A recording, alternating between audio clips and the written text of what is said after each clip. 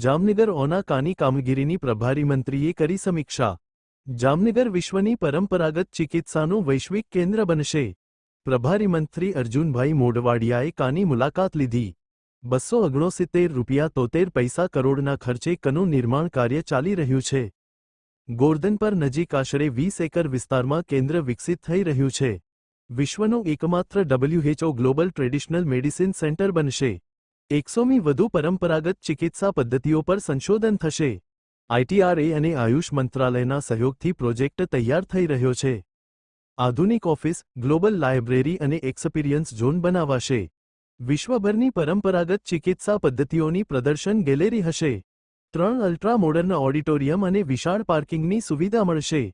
Solar system, STP અને high security અક્કુની વ્યવસ્થા કરાશે। કર્મચારીઓ માટે આવાસ અને બાળકો માટે ડે કેરની સુવિધા હશે। 26,130 ચોરસ મીટરમાં એડમિનિસ્ટ્રેટિવ અને રહેણાંક બ્લોકનું નિર્માણ થશે। 26,500 ચોરસ મીટરમાં આયુર્વેદિક ઔષધીય બગીચો વિકસાવવામાં આવશે। વિશ્વભરના સંશોધકો અને નિષ્ણાતો જામનગર આવશે। જામનગરને વૈશ્વિક સ્તરે નવી ઓળખ મળશે। પ્રોજેક્ટ સમયમર્યાદામાં પૂર્ણ કરવા મંત્રીશ્રીએ જરૂરી સૂચનો આપ્યા। ના ડાયરેક્ટર પ્રો. ડો. તનુજા નેસરીએ પ્રોજેક્ટની માહિતી આપી।